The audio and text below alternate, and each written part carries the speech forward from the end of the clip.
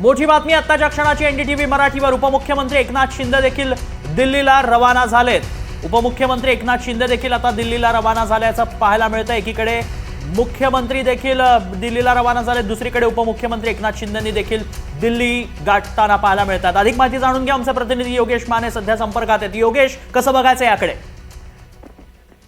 तन्मय, निश्चितच ही मोठी घडामोड म्हणावी लागेल। जसं केंद्रीय शिक्षण मंत्री धर्मेंद्र प्रधान यांनी आपल्या पदाचा राजीनामा दिल्यानंतर राजकीय घडामोडींना जो आहे तो वेग आलेला आहे आणि आपण पाहतो की योगायोगाने हा वेग महाराष्ट्रात मोठ्या प्रमाणात आलेला दिसतो। कारण जे आंदोलन जे उसळलं ते दिल्लीनंतर सगळ्यात मोठी दहाकता जर जी कुठे दिसली असेल तर ती होती महाराष्ट्रामध्ये। आणि महाराष्ट्राचा एक मुलगा जो औरंगाबादचा आहे दिपके, त्याने हे आंदोलन कुठेतरी मोठ्या प्रमाणावरती पेटवल्यानंतर आता महाराष्ट्रातल्या नेत्यांना दिल्लीमध्ये मोठ्या प्रमाणात पाचारण केलं जाते। अर्थात त्याचे अनेक अर्थ आपण लावू शकतो की जे मुख्यमंत्री आहेत ते देवेंद्र फडणवीस दिल्लीत का चाललेत, उपमुख्यमंत्री असलेले एकनाथ शिंदे दिल्लीत का चाललेत, तर आत्ताच्या घडीला ह्याचा तसा अंदाज लावता येणार नाही। मात्र महाराष्ट्रात मोठ्या प्रमाणात राजकीय घडामोडी पाहायला मिळतात केंद्रीय मंत्री धर्मेंद्र प्रधान यांच्या राजीनाम्यानंतर।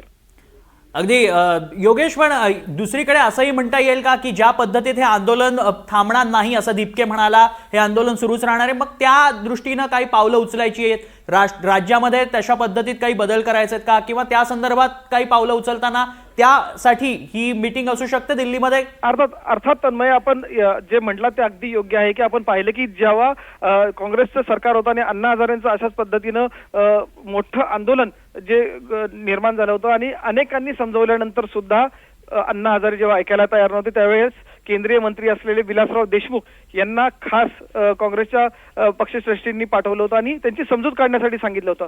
अनेक भेटीगाठीनंतर आणि ह्याच्यानंतर चर्चेनंतर शेवटी विलासराव देशमुखांना ते यश आलं होतं की हे आंदोलन शमवण्यात। तसंच असं काहीतरी दिसतंय, कारण पुन्हा तेच आहे की केंद्रस्थानी हे जे आंदोलन होतंय त्याच्या केंद्रस्थानी पुन्हा एक मराठी व्यक्ती आहे आणि आपण पाहिलं की मगाशी दिपकेने सांगितलं की मराठीची पंगा घ्यायचा नाही। अर्थात कायमच मराठीचा वरचष्मा दिल्लीमध्ये राहिलेला आहे। अगदी योगेश, तुम्हाला थोडासा थांबवतो, प्रियंका गांधींची प्रतिक्रिया येते। For many reasons, but the main reason is that I believe today, the 25th of July 2026, is the day that the people of our country have started claiming their country back from those who have tried to destroy the Constitution, from those who have tried everything to oppress and suppress the voice of our people. I believe that this is a victory for the youth of India. I am so proud of each one of them who has gone and stood there. They have done it.